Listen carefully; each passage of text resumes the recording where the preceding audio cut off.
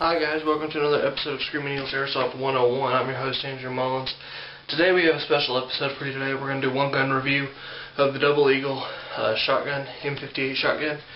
And we're also going to do a 5-part story arc about the strategies of Alexander the Great and how he implemented those strategies and how he became undefeated. So we're going to start with a gun review, and then we're going to start with the strategies of Alexander the Great. For this gun review, I have the M58 shotgun, Brass Eagle. Really good for its price. Pump action, single shot. Has a magazine right here. You load it in there, go straight in. You know, shoots really good.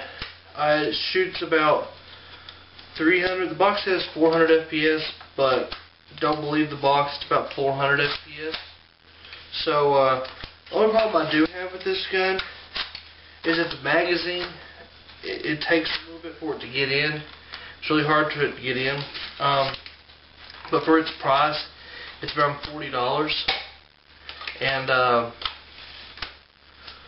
it's about $39.94, so about $40. It's got polymer body. It's got a metal heat shield on it for show, pretty much. It's even hop-up adjustable. The safety is where is right here next to the trigger. And that's pretty much it. Pretty much on a shotgun basis. It's not a true shotgun. It only shoots one bullet at one BB at a time.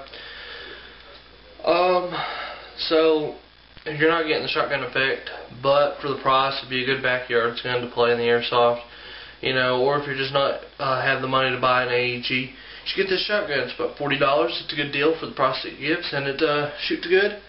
And it's a good performing gun, so I give it a 7 out of 10.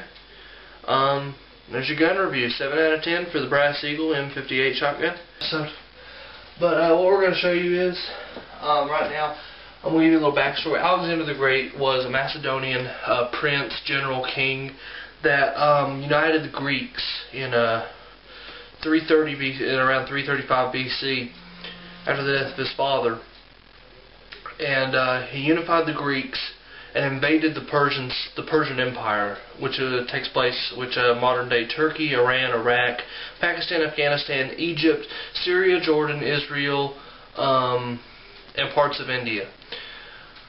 The Persian Empire was the largest empire at that time, and has always attacked the Greeks ever since about 500 BC.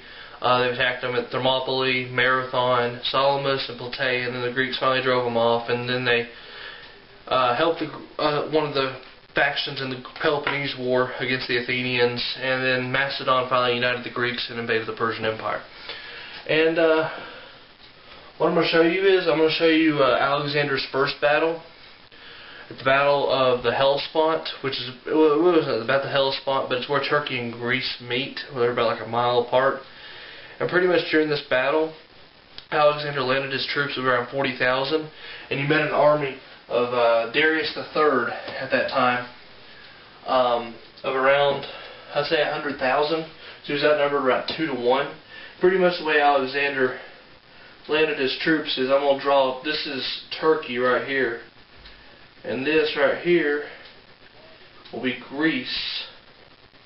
And the way this is the Hellespont right here, and he crossed over into this territory right here, and moved in right here, and he met Darius right there, right here. Now, the way he formed his battle lines, Alexander did, is that he formed his battle line with his left right here, his main phalanx force right here, and his elite companion cavalry right here. He personally commanded his companion cavalry right here. Parmenion commanded his left. And Alexander's basic strategy was of how to fight any army. He perfected the Greek phalanx formation by saying, we'll have the phalanx in the middle, mixed troops and cavalry on the left, and we'll have the cavalry on the right. And what he would do is that he would use the left as a shield to concentrate the enemy forces on his side, while his right flank looked for a gap in the opponent's left flank, found the hole, and attack behind their lines and get them that way. So very good strategy. This is where the basic flanking maneuver comes from. And Alexander, he always believed in his direct attack. He always led his troops from the front. The Battle of Gaugamela, which will be next week's battle, we'll clearly see how it was fought. We'll use animation software from Rome Total War, and we may show clips of the movie Alexander the Great. But it shows pretty much at the Battle of Getaea, I think that's what it's called. It was in Anatolia, Turkey. How he defeated a Persian army twice his size, and he defeated them. And after that, he moved to Halikarnassus, a city in southern Turkey, and sieged it. But he did not encounter Darius until a couple of years later at the Battle of Issus, where Turkey and Syria meet. But that's how his basic strategy was. He always used his left and his phalanx to distract, more or less, the opponent's force, while his right cavalry found a gap or hit a weak spot in their line, and that caused him to win. So there you have the first part of this episode of the strategies of Alexander the Great. Next week we'll get more in depth with Alexander the Great. We'll talk more about his strategies at the Battle of Issus and Gaugamela, and how he had to fight a guerrilla war after Gaugamela. He was fighting Persian nomads in northern Iran and Afghanistan, in Sogdia and Bactria, until while he was chasing the Persian Emperor Darius. So we'll talk about that next week. But this is just a brief introduction of Alexander the Great and how he was. And there's a book by the Smithsonian Institute on history called Alexander the Great, History's Undefeated General.